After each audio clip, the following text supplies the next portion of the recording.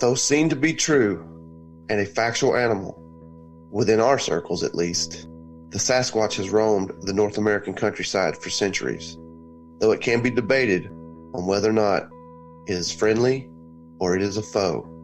Tonight we bring you some cases that definitely side with the foe. You're listening to the Mysterious Brews podcast, and tonight we bring you the case of the dark side of Sasquatch.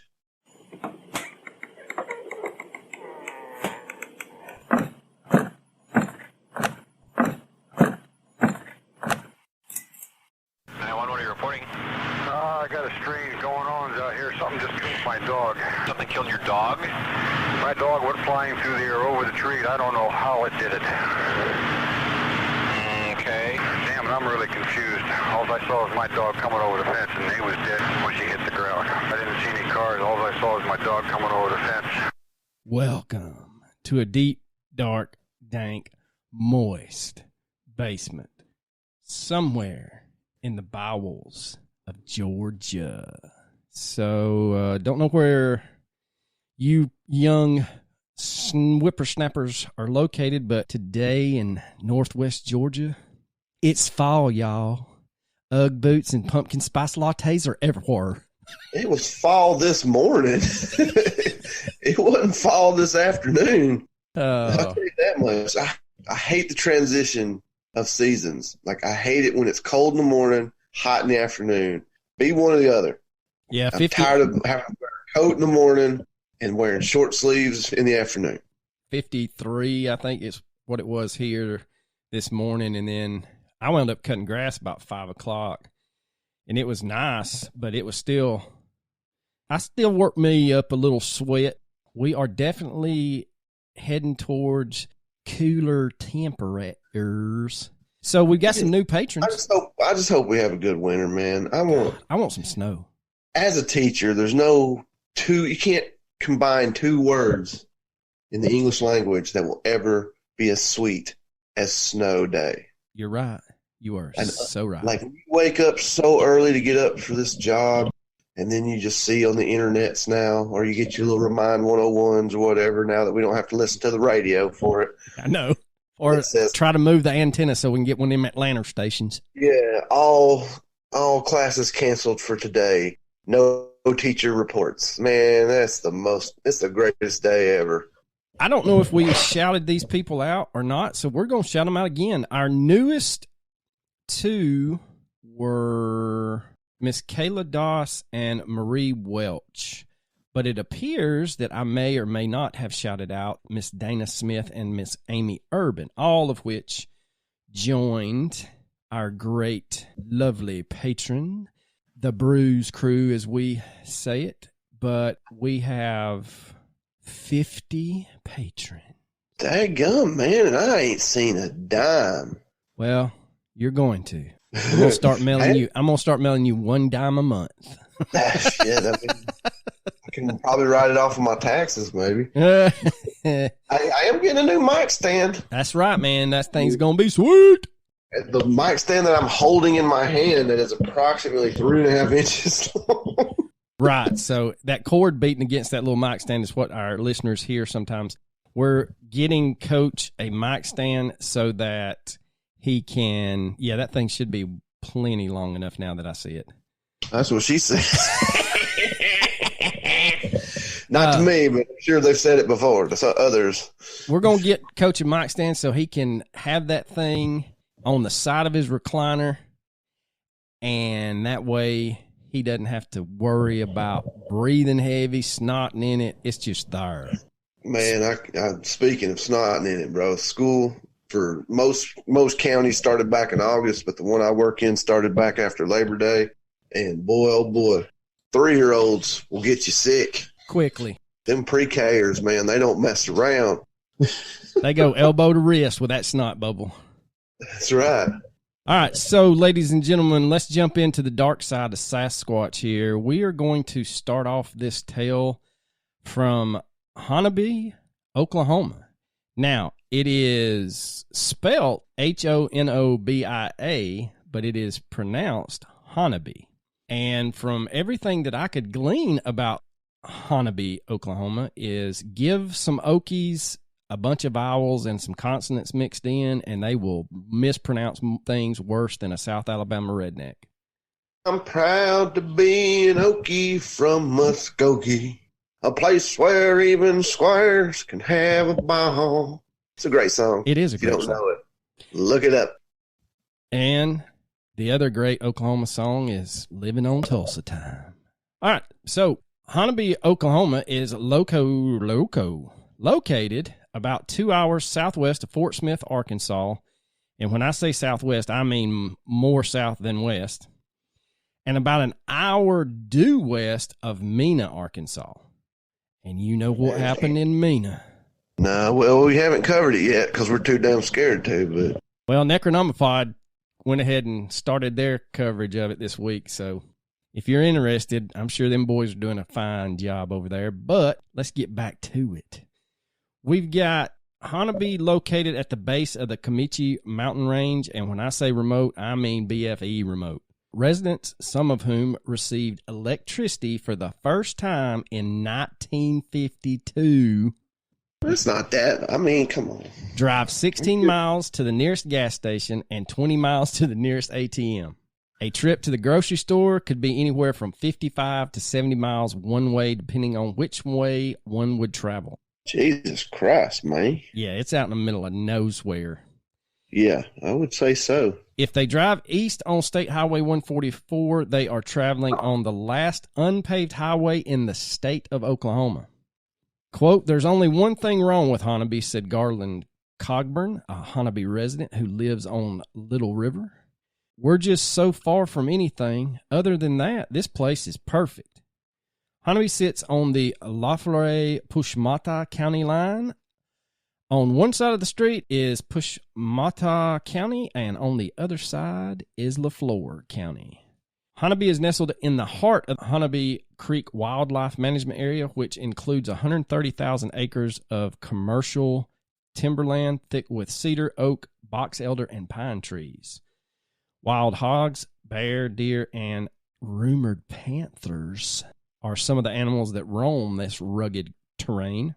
The land is owned by two private forest investment companies, the Hancock Natural Resources Group and Renewable Resources, LLC, and it is managed by the State Wildlife Conservation Department in a unique partnership. Bigfoot sightings and strange experiences have been reporting in the neighboring towns of Nashoba, Octavia, Ludlow, and Watson. The Bigfoot Field Researchers Organization, or BFRO, That one man that had that TV show that one time. yeah, it sure did. That there just started right there in Georgia, and that thing just run across the road. They called it Finding Bigfoot. They should have called that son bitch Looking for Bigfoot because they didn't find shit. Oh, they didn't. Come on, man. Stop giggling. This is a serious subject. Sorry. So Focus, bro. Focus. the BFRO has collected 58 such testimonials in Oklahoma since 1971. 19 of those come from the Comanche Mountain Range, which encompasses vast stretches of timberland in 3 separate counties. Now, this is where the Humphreys family, and I have heard that this is their true name, and I have also heard that this is a pseudonym name. So take that for what you will. But we're going to go with the Humphreys. The Humphreys family lived in a rustic 2-story cabin on 30 acres just outside of Hanabi, and the family loved the outdoors and hunting deer especially. They had planted several food plots of Austrian snow peas, which the deer in Oklahoma found irresistible. The family's deer population was thriving, and venison was the protein of choice since it was so plentiful. The Humphreys had an outbuilding/skinning shed that housed several freezers and a place to hang the meat to allow for curing. Life was good for the Humphreys. That is, until January of 2000. Brothers Tim and Mike started noticing that several deer that were hanging to cure in the skinning shed had suddenly disappeared. Where'd they go? They just picked up and moved on off. They didn't want to be skint no more. See, I don't understand, man. Why you got to be skinning deer? Can't you just buy that at a grocery store? Well, if you're traveling 50 to 70 miles one way to a grocery store, I'm pretty sure you're looking for other means of protein. Just like you in prison. Oh, snap. That might get edited out. I think I will. I think I'll leave that one in there. But you're killing me, Smalls. Oh, so a couple of days pass, and the family starts noticing what they think is a bear that is coming into the skinning shed and taking the deer. So they set up a trail camera to watch over the door to the shed. And looking back, the family stated that they would always hear whistling, chattering, whoops, and hollers from around the forest, but never thought much. Yes, but never thought much about it.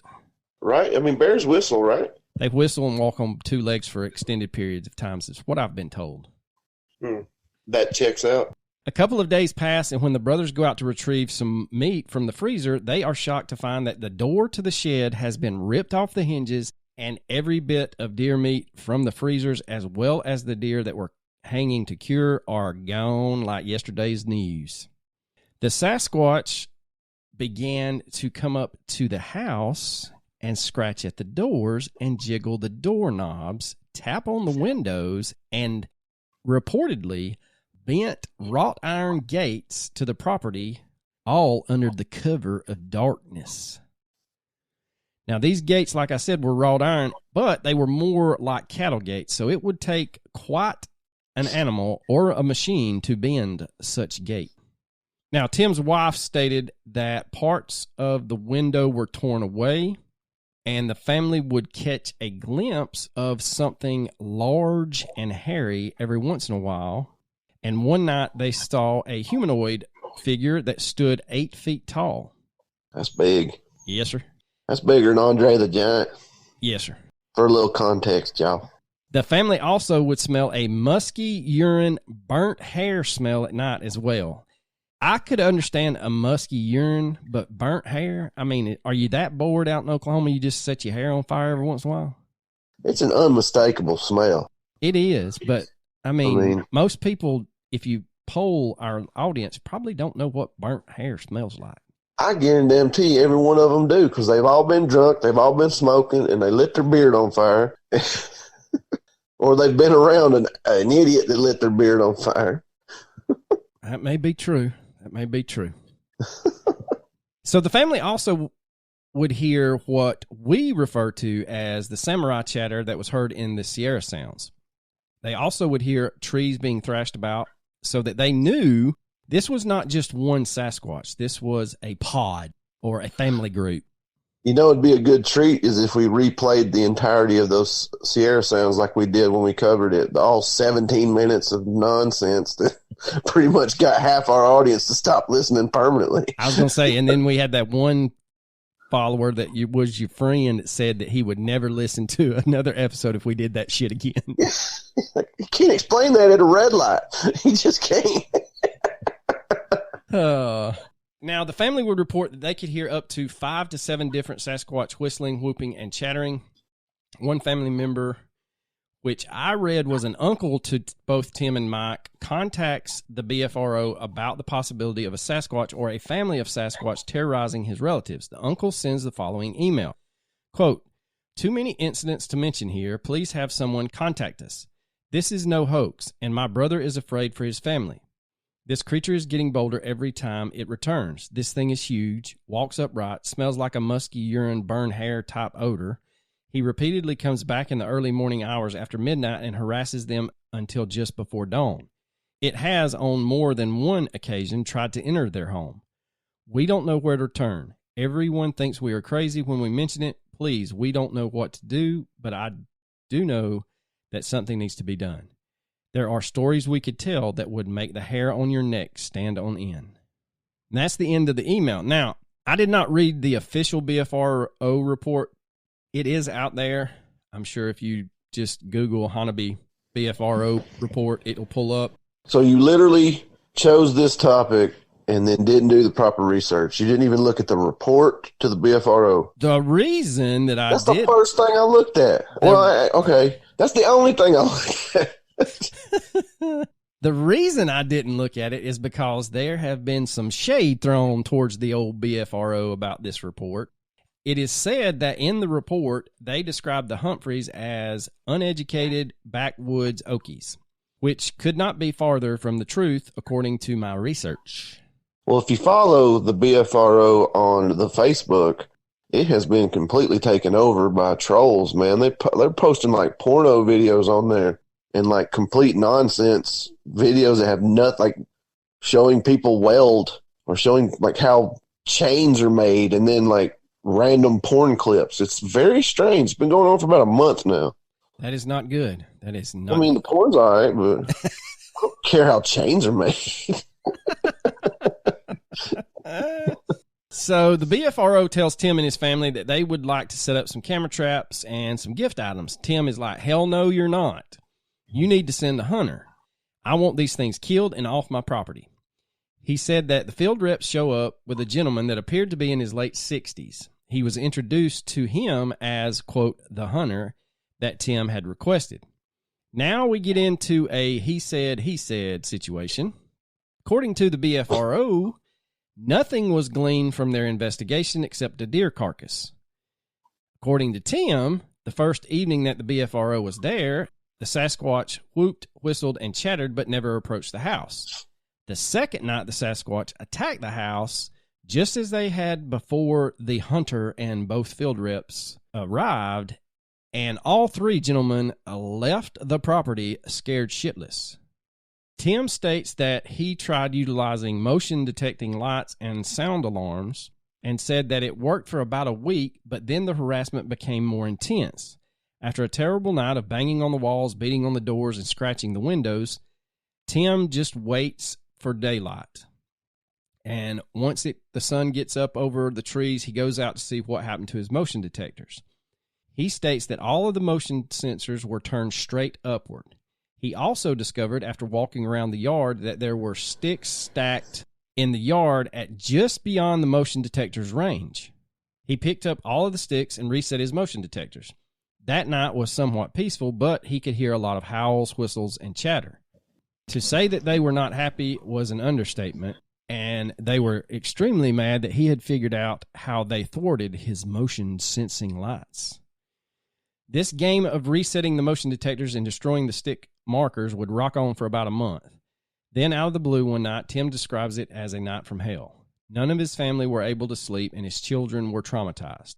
Tim's wife has had enough, and she is out the door and took the children and left the property. So Tim decides he's had enough when his wife decides she's not staying at the cabin anymore. So he calls his brother and some friends, and the group decides to set a trap for the old Sasquatch clan. That evening, the group hides out on the home's front porch, waiting for the Sasquatch to return. They're all armed. Tim is armed with his deer rifle. Most have shotguns, and they are determined that they are putting an end to this harassment that evening. He seems awfully brave. I mean, even though you are armed, I mean, you're going to try to ambush a freaking 8-foot-tall man beast. I think, and here's why. Count me out. I agree with you, but I think it got to the point where seeing your children traumatized and your wife's like, fuck this, I'm not staying anymore, kind of, he was at his wit's end. So other than burn the damn house down, he decided he'd try to kill him. I'd have burned the house down, I'll be honest with you. That's what insurance is for. True. That is true. As darkness approaches, Tim and his friends can hear the Sasquatch walking the perimeter of the yard just inside the tree line. Soon the whoops and the yelps begin, followed by the whistles. Tim would state that it was after complete darkness that he could hear something approaching the front of the house. His brother and friends turn on spotlights to see what was out there. It is at this moment that the closest Sasquatch lets out a roar, and I had read it was as close as 70 yards, which is pretty fucking close for an 8-foot hairy beast to be standing there, for me. That's about 70 yards too close. As the Sasquatch roars, the other Sasquatch run for the tree line.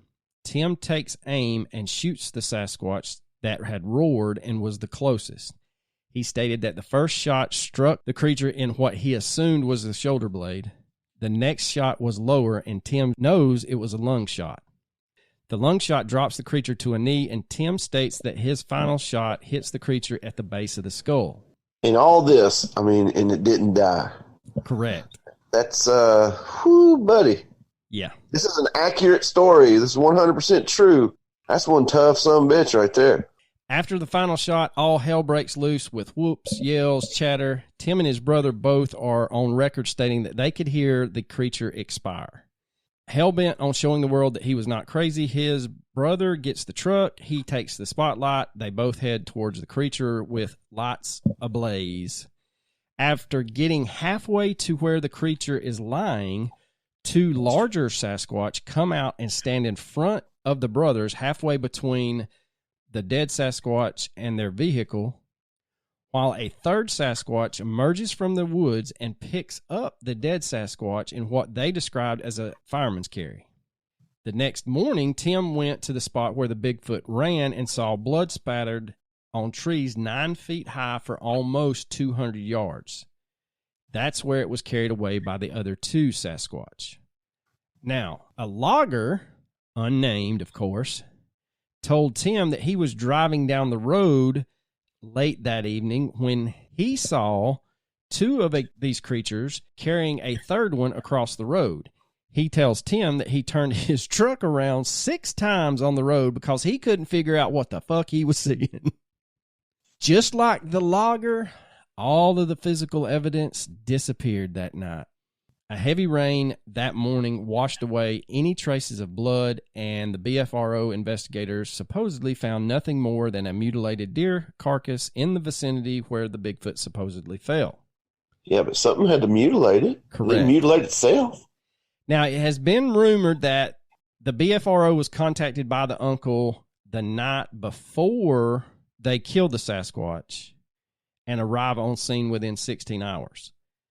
I had read other reports that state that they had contacted the BFRO way before they decided to kill one. So again, we're into that he said stuff. This seemed to stave off the harassment for several weeks. That is, until either Tim's sister or his wife's sister, I could not figure out which one because, again, pseudonym names are being used, is coming onto the property, and they have a gate that is close to the road. She opens the gate, drives her vehicle through the gate, and as she is going to close the gate, she states that a large 8 to 9 foot Sasquatch came out of the woods, whooping and roaring as she is closing the gate. Her daughter sees the Sasquatch and is so scared that she curls up in the fetal position in the back floorboard, crying. The sister hops in and hauls ass up the driveway, honking her horn the entire time. Tim comes out, confused as hell, and as the sister screeches to a stop, gravel and dust flying everywhere, she hops out with the daughter wrapped around her neck in a death grip. Both the sister and the daughter are screaming and crying and basically damn near catatonic. So Tim eventually gets the sister and the daughter to calm down, and they describe what had occurred. It's at this moment several Sasquatch attack the house. They are banging on the walls and trying to break the doors down. Tim retrieves his rifle and heads out the back of the house to stop the attack. The sister sees the Sasquatch run from the back of the house in front of the house through a huge window. She describes that the Sasquatch and Tim basically played a game of hide and seek, running around the house like you would see in a cartoon. Now, another episode would occur that was similar, but this time it was another family member who had stayed the night at the cabin. Tim had not experienced any attacks for a couple of days and explains to the family member that there is a chance that something could still happen. Either the family member thought Tim was crazy as shit or he didn't believe something was going to happen. Either way, he decides to take his bed on the couch, looking through a very big picture window. Again, Tim grabs his rifle when he starts hearing scratching and banging on the side of the house. As the creature is trying to beat the door down, Tim heads out to take care of the situation. This time, the Sasquatch roars at the window, looking into the living room where the family member was lying on the couch. The family member says it had to stoop down to roar in the window, and he could see its teeth. No, thank you. Like you said, I'm burning the bitch to the ground. Scorched earth. I mean, after that, it's over, man. I'm done. I got 100 gallons of diesel fuel and a flamethrower. Yeah, no doubt, man. Seriously. So the ending of the siege was basically Tim and his family. Now, there's been two reports. Again, this is the he said stuff. One side of the story says that his family is not leaving the property. It's theirs. So they go out and they destroy all of their food plots that were planted in Austrian snow peas and any other natural deer forage they could find. While it took several months to accomplish, the deer eventually left the property, and so did the Sasquatch. Now, another account says that they just left. Tim had enough. His family had enough. His wife said she wasn't bringing the kids back, so he just walks out and leaves the house as is with food in the refrigerator and clothes in drawers. So, I don't know. But Hanabi did become, however you want to look at it, famous or infamous after this occurrence, and they have a Bigfoot festival every year. But according to everything that I could read online, the Humphreys have never attended or spoke at the event. Now, this is not the only story from Hanabi that describes very aggressive Sasquatch. Harold Yates, who worked for the Forest Service in 2007, stated that he had his own encounter back in 2002.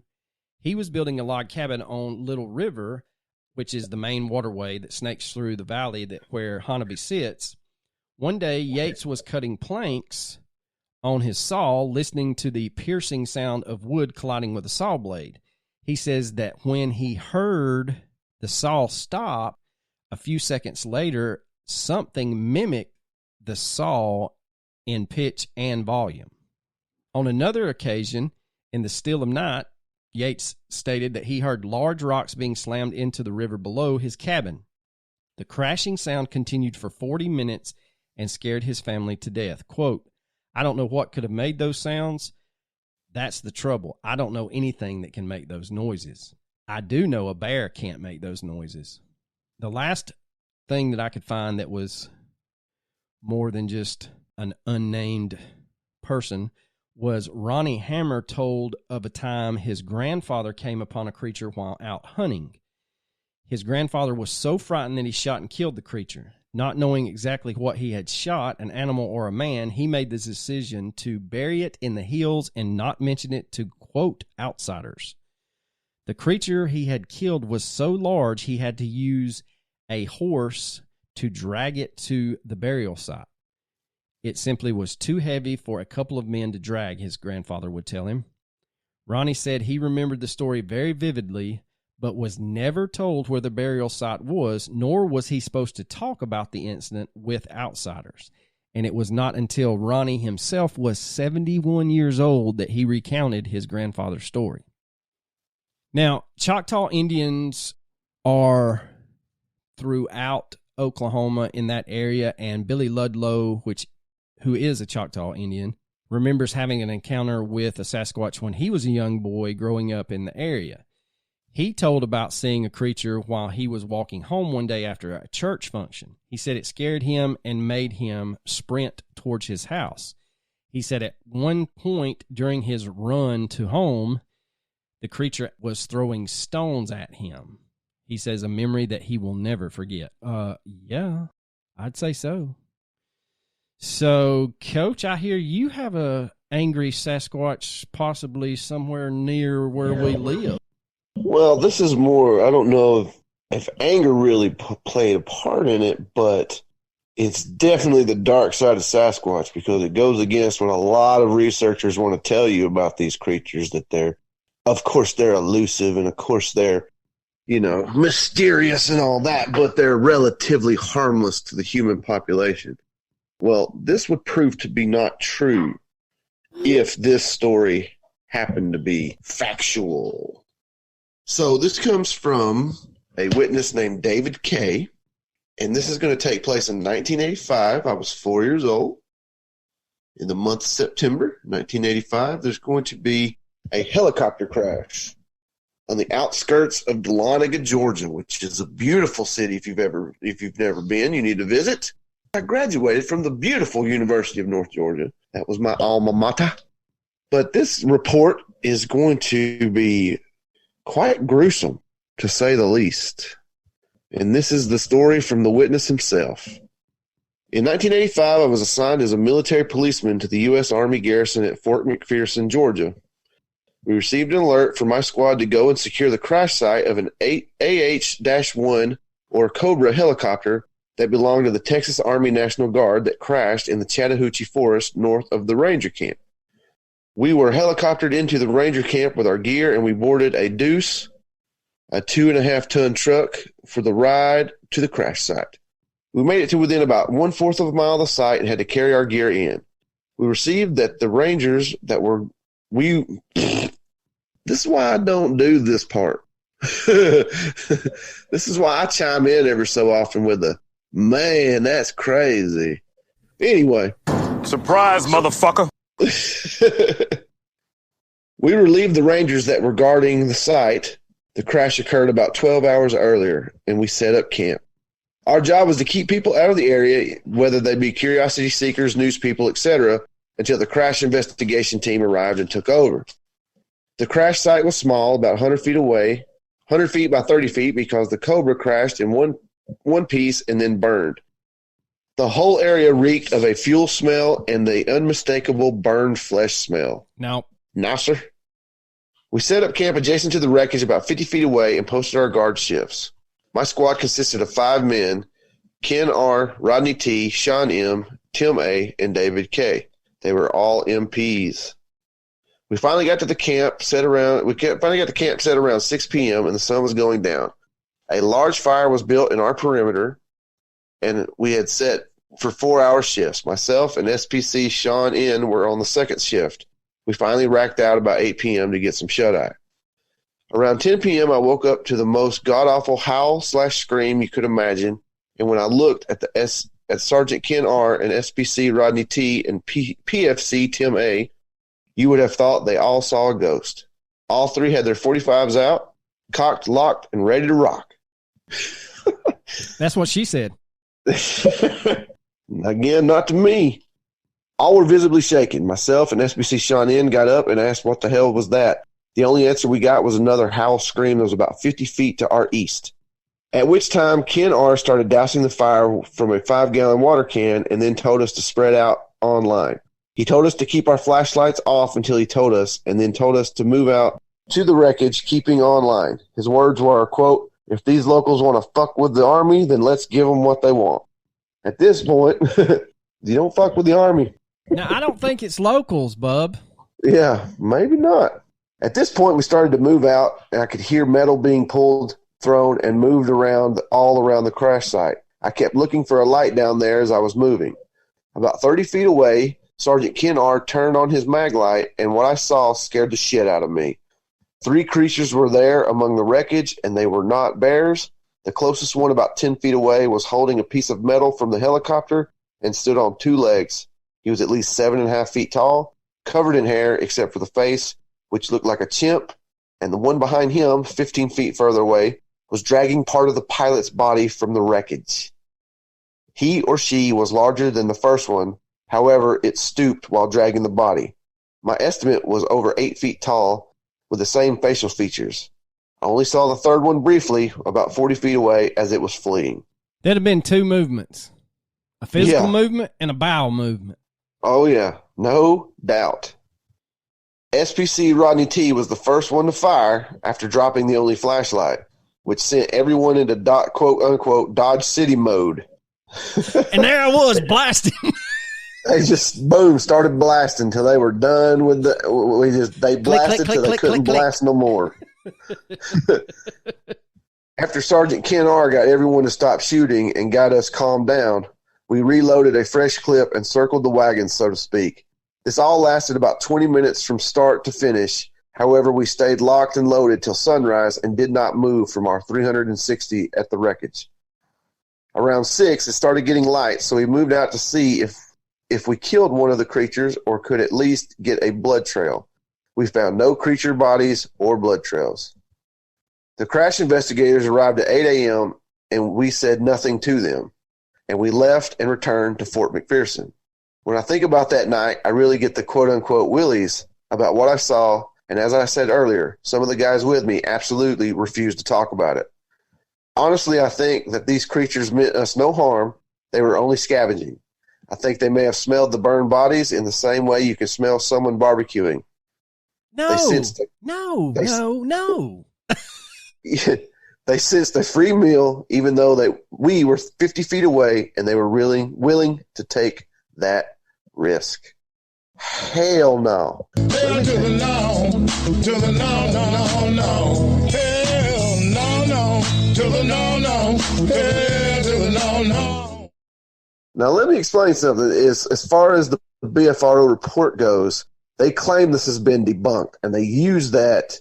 They have completely debunked this story simply because one person sent an email that said, hey, this didn't happen.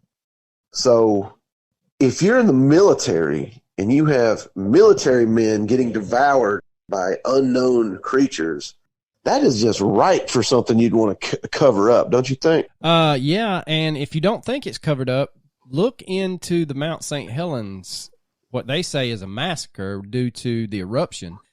It's so convoluted.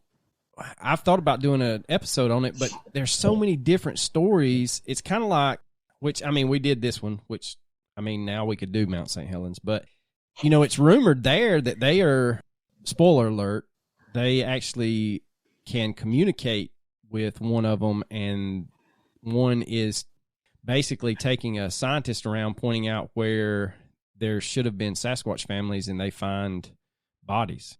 But no, here's the thing. Just like the Giant of Kandahar, you think the Army's going to come out and say, hey, we had 6 guys go all Dodge City one night and start blasting in the dark because they thought they saw 3 big feet? Yeah, it's kind of hard to buy into. That's not a PR that you want. It is a very convoluted story, and it could very easily be bullshit. But A, why would someone make this up? And B, they're going to stake their reputation on it. Yeah, on the BFR. True. And I promise you, I lived in Dahlonega for 4 years, 3.5. Let's call it 3.5. I got to know a lot of locals because didn't really hang out with, the typical college crowd. I spent a lot of time in bars at times that most college kids weren't there, when they were like in class and stuff. And being interested in the things I'm interested in, of course, you're going to talk to people about these things. And let's just say it's widely known around there. And people would tell you that, yes, it happened. And they covered it up. It's not just, what I'm trying to say is it's not just a story that this person told that reported it to the BFRO made up. Right. And it is a widely known story in that town. I had read where the David K. gentleman was interviewed by Matt Moneymaker, and he was still stationed in Korea when he did an interview.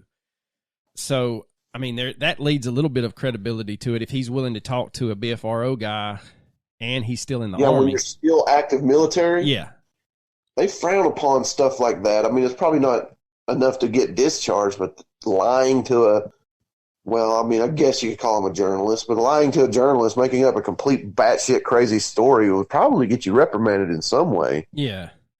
One of the first episodes of the Finding Bigfoot series was up there. Showed a Bigfoot crossing in Georgia where they show a Sasquatch crossing the road, and it gets videoed by a police officer's dash cam.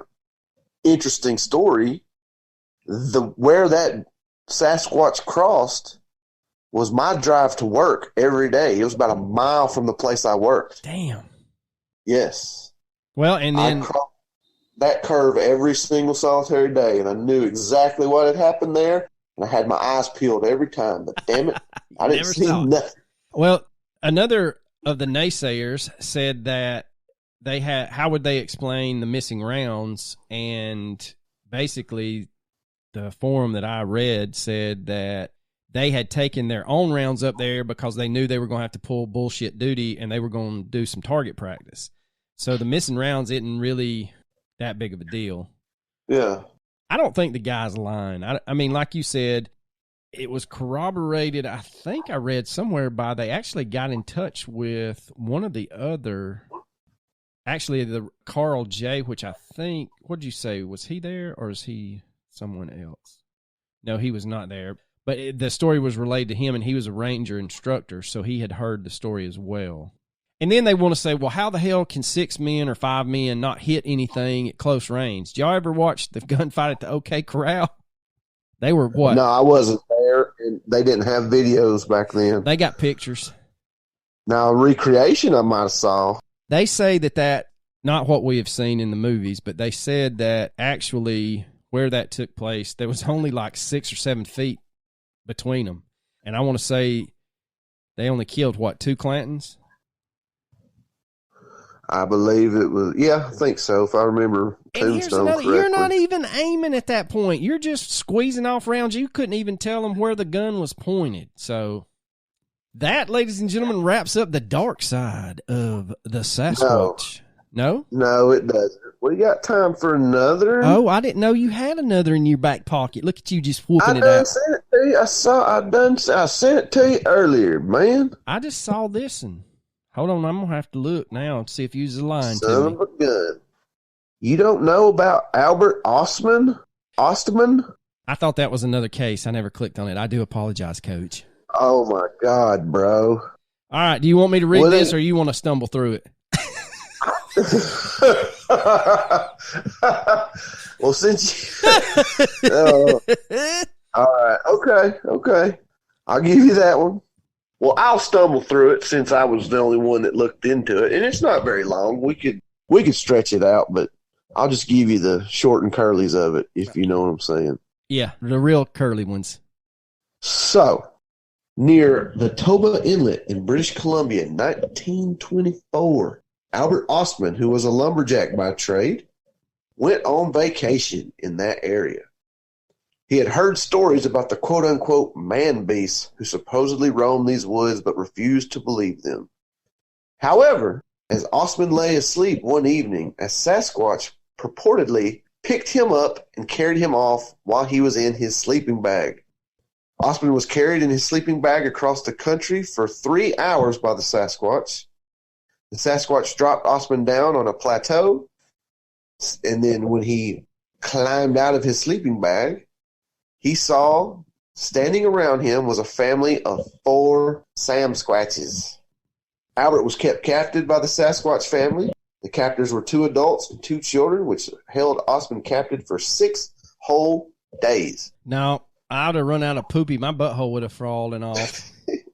The main Bigfoot was reported to be as big as 8 feet tall. Ostman, who was armed at the time, reported that he did not use his gun because he assumed that they meant him no harm. But they were keeping him against his will. And there I was, but then again, blasting. Well, then again, it doesn't. Where I'm looking at doesn't say what type of gun he had, how many rounds he had, and I mean, you got an 8-foot monster essentially staring down at you. And if anyone has looked into this subject, there are numerous cases out there where hunters have seen Sasquatch, and they say that they have pulled up and looked through a scope at them, and the reason they've not pulled the trigger, most of them say, is because it looks too human and they just could not do it. He stayed with the Bigfoot family, like I said, for 6 days, and he maintained, I guess he sustained himself on sweet, quote unquote, sweet tasting grass that they had given him. According to Ostman, the female Sasquatch washed and stacked leaves. And after 6 days, he finally escaped by making the large male Sasquatch groggy by feeding him some snuff. Made him groggy? When I was a kid, and I guarantee you this is that fine powder snuff too. I don't think it makes you groggy. I think it makes you green. Yeah, I've never dipped snuff, but I had, some old-fashioned Copenhagen one time when I was a freshman in high school, and I don't think I've ever thrown up harder than I did that day. Projectile vomiting. Oh, it was awful. I mean, awful. But anyway, according to him, he fed him some snuffy snuff, and he got a little groggy, and then he made his escape. And he is not going to tell a damn soul. For how long? 24 years. He's going to keep this a secret. He claims that He did not tell anybody for fear of being thought of as crazy. But I guess, after 24 years, you're getting older, you just say, fuck it, man. Let them think I'm crazy. But he decided to come out as more and more Sasquatch stories appeared in the press. He decided in 1957 to tell his story to the local newspaper known as The Province. But of course, he's going to have some skeptics. In 2007, skeptic Joe Nickel characterized the story as, quote, more likely the result of imagination than of recollection, end quote. Critics of Ostman note that he did not make the event public until 1957. When, according to this, it's 33 years after he said it took place. Primatologist John Napier states that, quote, Ostman's story fails to convince me primarily on the grounds of the limited food resources available, end quote. Bigfoot researcher Peter Byrne cannot accept Ostman's story without more evidence. So that's why we did the short and curly version of that one, is because he's pretty much not believed. But what if, man? That's some scary stuff, dude. If we have, well, here's it's one thing to have an 8-foot herbivore roaming the woods that avoids humans at all costs. Right. And it's quite different having a family stalk you and try to break into your cabin, carry your burned carcasses off into the night to feast upon, and then kidnap you for seemingly no damn reason. Well, and I've talked to this with our listener Richard and his wife out in Arkansas before, and he had a great point. He said that there's no way, and he kind of characterized it as when the ivory-billed woodpecker was rumored to have been seen in one of those wildlife refuges out there. He said, imagine how many square miles would have to be basically quarantined to make sure that that one pair of ivory-billed woodpeckers would produce. He said, now think about the state of Arkansas will contract out old stands of timber at different WMAs, and they get that money. And that's all over the state. So that's millions and millions of dollars. Think about how many, if they came out tomorrow and said that there was a Bigfoot in Honaby, Oklahoma, that whole area, which I know it's out in the middle of nowhere now, but that whole area would be cordoned off. And there's, like the people said, there's plentiful deer, hogs, bears, and we all know that believe in this, that they are herbivores or omnivores, and they eat tubular plants and grasses and things like that. So I don't buy into the thinking that, well, there's just not enough food to sustain a population. Well, horseshit. Well, there's clearly enough food to sustain a population of bears, right? Sustain a population of moose, and that's my thing. Freaking honey badgers and kangaroos and shit. You're right. I mean, there's millions of animals sustaining themselves today. What's to think that a small group of this type of animal couldn't sustain itself? That doesn't make any sense to me. And the other thing is, it's come to the forefront that they use these mountain ranges as travel corridors, and they kind of migrate with game. So I don't see where that argument holds water, that there's just not enough food out there for them to sustain life. I don't buy it. Yeah, I'd rather you just be like, you're a dumbass. They just don't exist, period. Yeah. Rather than trying to say, well, they can't exist because there's not enough food. Bullshit. Right, you're talking about an apex predator that would be above moose and bear and things like that. So, especially if they're omnivores, if they eat anything they can find, berries, plants, small game, big game, scavenge for food, scavenge, carcasses or whatever. If they're equal opportunity, there's plenty. Yeah, you're right. I mean, it's a moot point, I believe, when you try to say that there's just not enough food out there. So, yeah, I don't buy that. I could easily, even though I truly believe, you can convince me it's impossible. They just don't exist, period. They never have, they never will. Rather than, well, there's just not enough food. Couldn't do it. Bullshit. Yeah. Fuck off. No, I don't. That's just not a very sound argument. So Not at all. let us know what you think about this dark side of Sasquatch. I have quite enjoyed it. If you do have stories or you know of other tales that we did not find about the darker side, let us know. We will revisit this topic and tell your tales. So what is this? We have a Sasquatch as our logo, and we've done, what, maybe 3 Sasquatch stories? Well, this might be number 4. We did the one on Bigfoot. Which covered the Sierra Sounds, and then we did the Minnesota Iceman. That's true. I forgot about the Iceman. And we did there's got to be another one in there. Didn't we do like Skunk Ape or some shit? No, we've not done the Skunk Ape. We've talked about doing the Skunk Ape, but we've never done it. That may be. We got into murders pretty heavy and missing folks. So let us know if you like this, and if there's any other cryptids you'd like for us to cover, and maybe hit you with a triple play cryptid. But yes, ooh, I do like those. Do let us know if you have heard stories, and we will just, we'll hit this thing again. But Coach, you got any other recommendations besides not hanging around 3-year-olds getting sick? Oh man, they got no boundaries when it comes to germs, man. But I love them, dude. Special needs 3-year-olds. This is the greatest job ever, man. Seriously. They are the sweetest kids. Oh, yeah. But like I said, no concept of germs. So if I sound different or stuffy, that would be why. But anyway, I'm going to recommend a YouTube page called Hwang, W-H-A-N-G, Hwang. And he covers a whole lot of internet mysteries, which are pretty fascinating. If you're going to look into him, I recommend I know it's at least 3 parts, maybe a 4th part now, on the most mysterious song on the internet. Very captivating. I think I've seen part of that one. Yeah, it's like somebody somewhere recorded a German radio show. That's right. Yeah, and they recorded this song, and nobody could find out who made it, when it was written. They don't even know what it's called.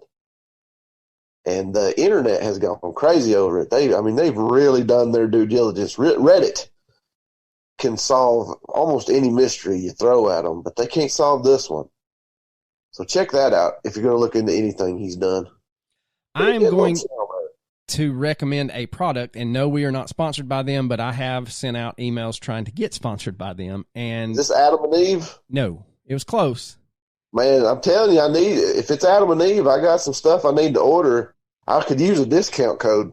Y'all were killing me this morning. I'm over there trying to damn teach algebra support. I'm trying to teach these kids how to do domain and range, and my phone keeps dinging. No, and you and old Scroggins are over there talking about everything under the sun. I mean, I got tears in my eyes. I'm having to cut my camera off. What happened was one of our dear friends, a guy I used to live with, a roommate, sent Arlo and I a message on Facebook and said something about our sponsorship with Adam and Eve. And I was like, well, son of a bitch, Arlo don't tell me when we do sponsorships. I just find out when I listen to the episode. I got all excited because, hell, I had stuff in my checkout basket. I was like, if there's a discount code, I'll go ahead and order that shit. That may have been the funniest part, was the fact that you were like, well, that son of a bitch didn't tell me I could save 15%. Yeah, exactly. I mean, it's just crazy how that actually happened, because I'm not, like, legitimately not bullshitting at all. There's stuff sitting in my checkout basket that I'm like, maybe I do need that. If I get 20% off, I'm getting it. Yeah, I'm going to pull the trigger and get that. Well, the product that I was going to recommend, that fake flashlight that they've renamed something similar, is an energy and performance product called Fit Aid. They have an energy blend. They also have a vitamin C blend. They are keto friendly, and they have Go powder packets. Why are you giving this product free advertisement if we're not sponsored by them? Because I'm trying to get a sponsor, and maybe somebody that likes them or works for them will hear this and help us out. But anyway, I'll allow it. Carry on, sir. It is at lifeaidbevco.com. I have ordered their sample packet, and I have tried all of them. And unlike the other products that we have tried in the past, they are not so tart they make your eyes water. They are actually very tasty. There is one that tastes like an IPA, and I cannot get enough. I'm interested. I'm going to order another sample pack, and when I do, I'm going to send you that one. Because you get... Does it got the booze in it? No, it's got the energy in it, though. Oh.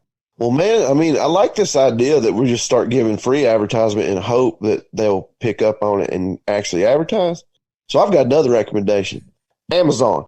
If you need anything from the internets, whether it be, a new Chester drawer all the way to obscure Japanese ramen, or a please casket. look on to. Or what? You can order your own casket off Amazon and Walmart. Oh, yeah. And you can also buy a 50, I don't know why you need this much, but you can buy a 55-gallon drum of lube. So, wherever your Saturday night takes you, Amazon.com. That's right. Tell them Arlo and the coach sent you. Oh, man. Well, sir, I have enjoyed myself. Bezos. That's right, Bezos. Give us a Come on, 20% Bezos. Give us a little bit of that money. Break us off some now. I have thoroughly enjoyed this, my brother. I have laughed way too much tonight. So, you got anything else? Well, it was just nice, even though we talked about, carcasses being dragged off into the forest and consumed for sustenance. This was a more lighthearted episode than we've done in a while. So yes, we needed this one after that last episode. So I hope y'all enjoy it. Yeah, when you've got carcasses being dragged off and consumed, and it's a lighthearted episode, that says a lot about the material we cover in this thing. So, and anytime you can go bang, bang, bang, and there I was blasting away with nothing to fear. I mean, you gotta love it. Well, fuck it was them or me. And I chose that it was going to be them. All right, ladies and gentlemen, y'all have a lovely evening, and deuces.